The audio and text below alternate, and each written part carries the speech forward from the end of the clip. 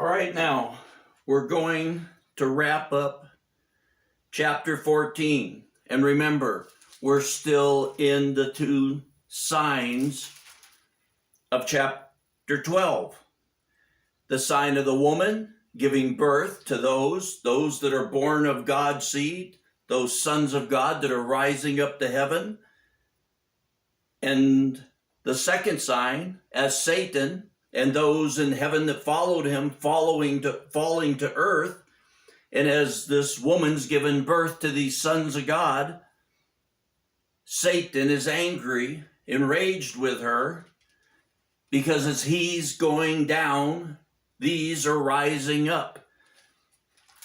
And as we go on, we will now draw a conclusion to these two signs, the sign of the woman giving birth to those sons of God, and the sign of Satan fallen down. Both will come to their conclusion. And we're now in Revelation 14:14. And I looked, and behold, a white cloud, and sitting on the cloud was one like a son of man, having a golden crown on his head, and a sharp sickle in his hand. Why does it say here, of all things? And I looked, and behold, John's behold.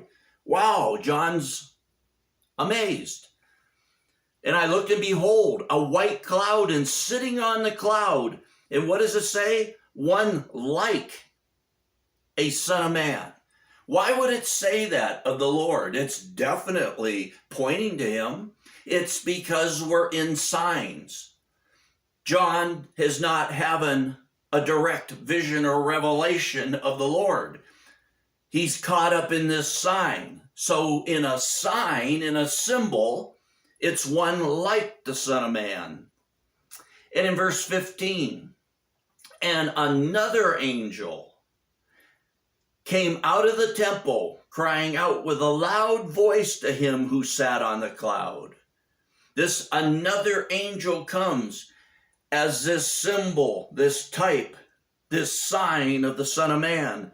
And that angel comes out, and he says to him, put in your sickle and reap, because the hour to reap has come, because the harvest of the earth is ripe. This is where we will be drawing a conclusion to the sign of the woman, that where God has that relationship and that seed of his, that word that gives birth to the sons of God that rise to heaven. This is bringing that to a conclusion.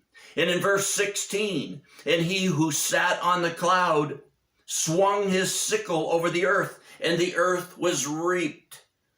This is taking all of that harvest, all of those sons of God, all those rising up into heaven throughout the tribulation, but bringing it to a close at the end of the tribulation, when all of those, and it will be the last of those, in the Father's book of life, which became the Lamb's book of life, it will bring those things to a conclusion.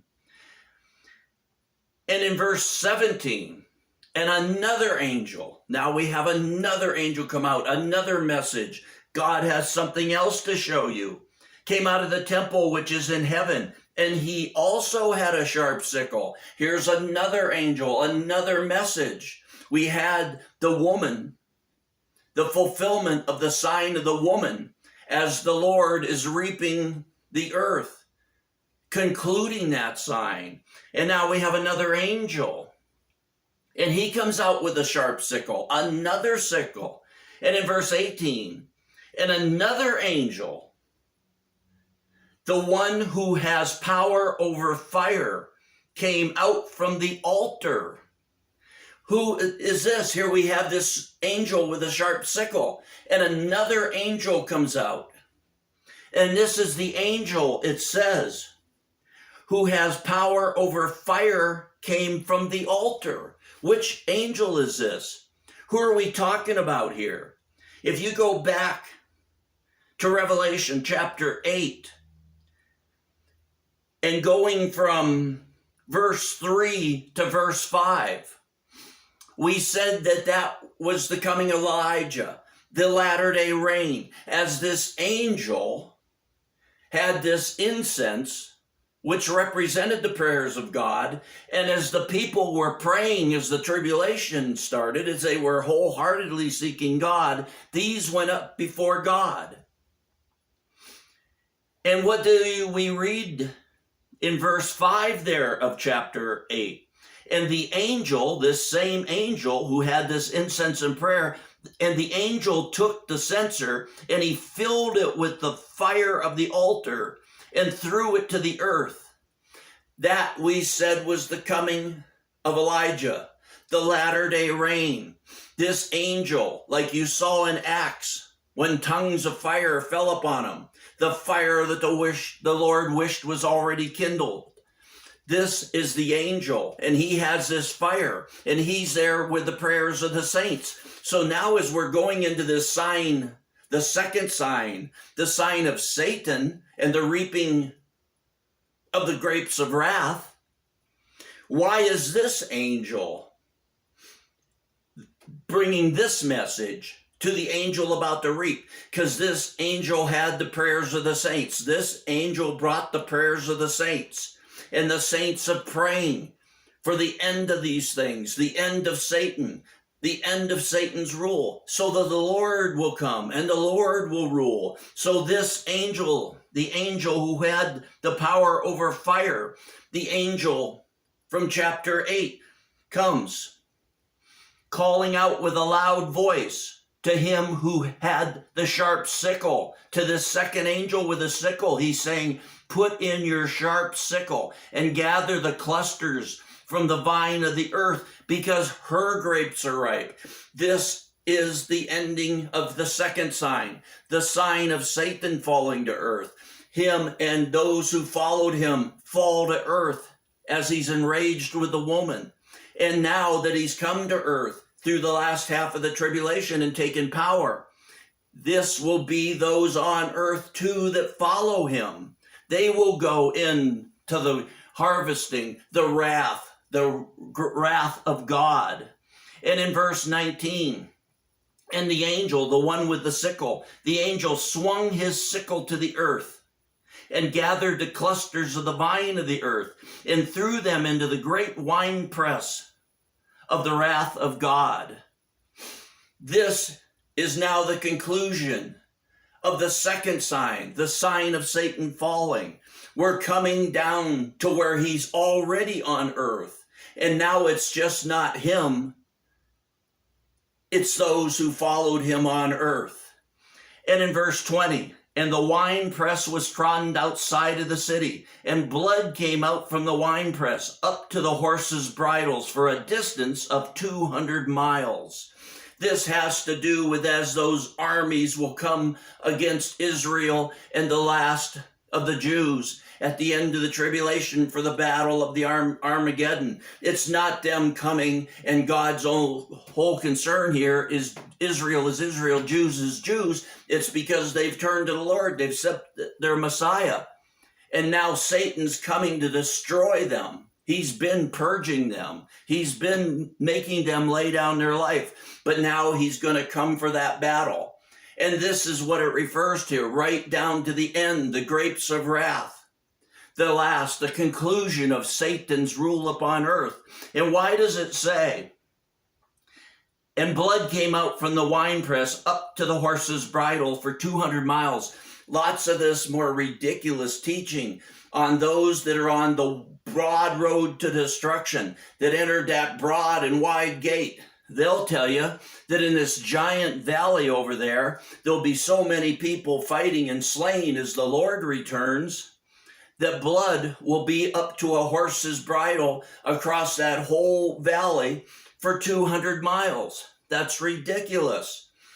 If you've ever seen or been around war or seen documentaries on war, sometimes there's massive battles with massive slayings. The Jews and other armies around the world through the history of man, especially since the 1900s, have slain people by the tens of thousands, even made them get into pits and little graves they've dug, and they've shot them by the hundreds. The blood just quickly soaks into the ground. There's not blood rising up 5 feet, no matter how many people are being killed. So what's it talking about here? That the blood that'll be shed as the Lord returns and slays these people, that blood in a wine press, where the wine would come out of the wine press, that depth and up to a horse's bridle could go on for 200 miles, and that's how much blood it would fill. And that's what we have here. The conclusion, the climax of the 2 signs. The woman has given birth in the end to the last of the sons of God that were in the Father's book. And Satan, the second sign, has come to his conclusion, to his climax in the winepress of the wrath of God. As he now has fallen to earth, he's lost his rule and authority. By the end of the tribulation, he's even lost his rule and authority through man upon earth. And him and the angels and the men who followed him will now be going. And the Lord will bring their punishment in wrath. But as this concludes, the next message, I'll just give you a taste here, Lord. The next message, chapter 15, and I saw another sign. We've just concluded those 2 signs, and we'll go immediately into the third sign in chapter 15.